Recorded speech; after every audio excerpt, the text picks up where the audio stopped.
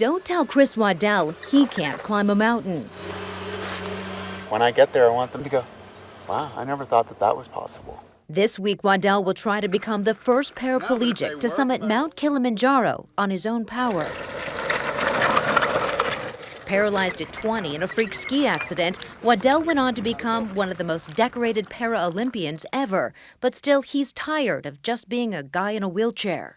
How in the world can somebody like you feel invisible? It's really easy to dismiss somebody, to look at somebody and dismiss them just completely. And so by getting to the top of the tallest mountain out there, they have to look at me a little bit differently. At 19,340 feet, Kilimanjaro is the tallest peak in Africa. It's a so-called walkable mountain.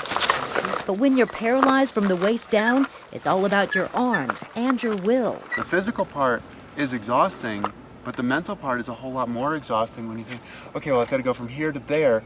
And you're thinking in 5-foot increments? You want to ascend a 19,000-foot mountain in 5-foot increments? After a scouting trip to Africa last year, he plans on doing it just like any other climber. 5 days up, 2 days down with his highly engineered four-wheel mountain bike. Mars rover married to arm pedal power. His legs are tucked underneath him. It allows me to steer just by going left and right. And he steers with his chest, choosing his route like a rock climber. And I'll go 5 feet, and it'll be like I just ran a 400-meter sprint.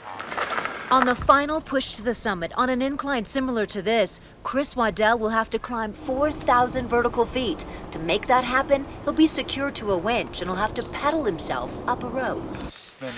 The fixed rope through a converted sailing winch will give him traction. The only thing you can think about at that point is just one revolution and then stop and catch your breath. In a project 2 years in the making, financed by grants and donations, Waddell assembled an extraordinary team in Crested Butte, Colorado. You'll come from your crank to help him train and refine his now near indestructible bike.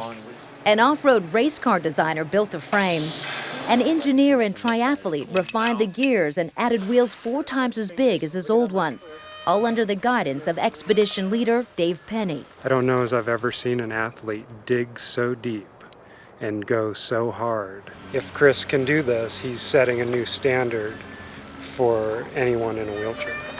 While in Africa, his foundation, One Revolution, will provide wheelchairs to Tanzanians like Emmanuel. The only way to say thank you for the opportunities that you have is to give somebody else an opportunity. I see myself in a lot of these kids. He wants the world to see them too. When you get to the top of that mountain, what are you screaming to the world? I'm asking the world to see other people like me.